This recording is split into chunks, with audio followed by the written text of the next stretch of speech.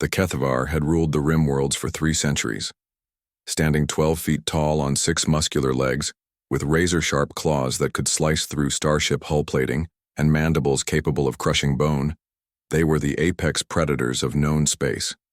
Their hunting packs had brought entire civilizations to their knees, leaving behind nothing but ghost worlds and scattered debris. Commander Zexthul surveyed the smoking ruins of New Centauri colony through compound eyes that had witnessed the fall of dozens of worlds. The screams had stopped hours ago. The familiar silence of victory settled over the devastation like a comfortable shroud. His pack had performed admirably. 3,000 human colonists eliminated in less than a standard day cycle. "Commander," clicked his lieutenant Vorthak, approaching with the characteristic stalking gait of their species. "The final sweep is complete. No survivors detected." Zexthul's mandibles spread in satisfaction. Humans had proven more resilient than most prey species, but they fell just the same. Their weapons were primitive, their bodies soft, their lifespans laughably brief. Another conquered world to add to the Kethvar Empire's growing collection. "Excellent. Signal the fleet. We'll move to the next system within." A sound cut through the air that made every Kethvar warrior freeze. It started low and melodic, rising and falling in a pattern none of them recognized. Not a scream of terror or pain, those they knew intimately. This was something else entirely, whistling. From behind a collapsed habitation unit stepped a figure that should have been impossible.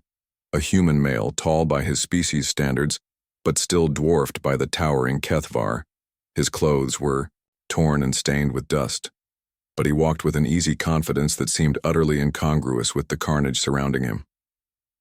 What unsettled Zexthul most was the expression on the human's face, a slight upward curve of the lips that his species database identified as a smirk. The human continued whistling as he approached, hands casually tucked into his pockets. "Survivor," hissed Vorthak, raising his plasma rifle. "How did our sensors—" "Easy there, bug boy," the human said, his voice carrying an infuriating calm. "Name's Marcus Webb. I was wondering when you'd finish your little tantrum." The casual dismissal of their systematic extermination as a tantrum sent ripples of rage through the assembled Kethvar. Zexthul stepped forward, his massive frame casting a shadow over the small human. "You will die screaming for that insult, meat," Zexthul growled in perfect standard. "But first, explain how you escaped our detection." Marcus shrugged.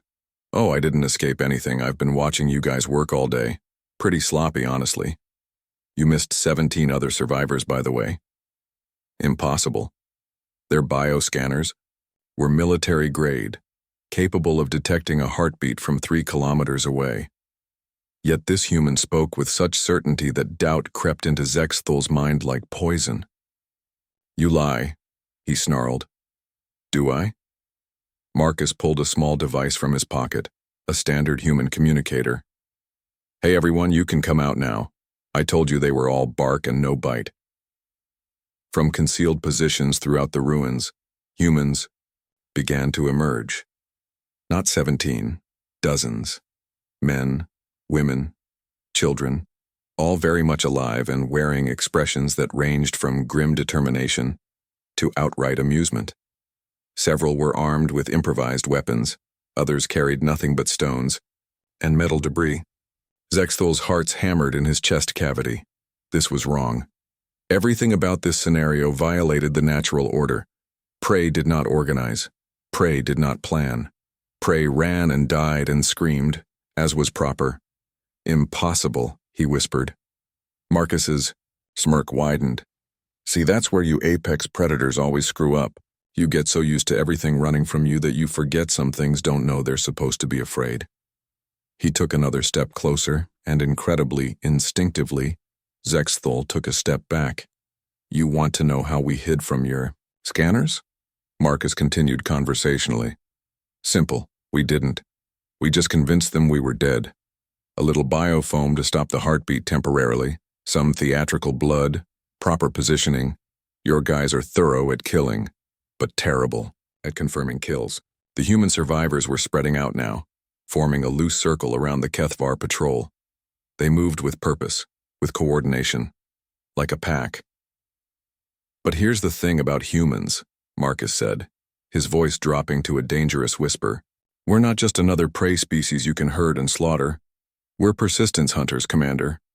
We're the thing that chased mammoth through blizzards and ran saber-toothed cats off cliffs. We're what made everything else on our homeworld afraid of the dark." Zexthol's rifle felt suddenly heavy in his claws. Around him, his warriors were shifting nervously, their compound eyes darting between the encroaching humans. "When we heard you were coming," Marcus continued, "we could have run, could have evacuated. Instead, we decided to teach the galaxy something important."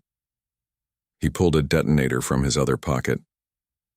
"There's a new apex predator in the neighborhood." The explosion came from beneath their feet. The humans had spent days placing charges throughout the colony's foundation.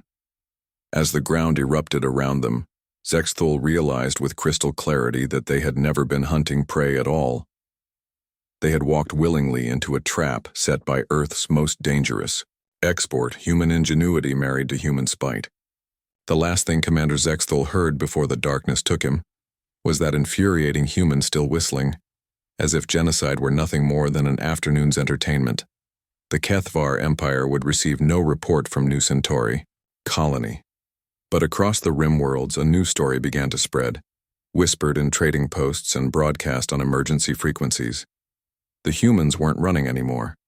The hunt had begun,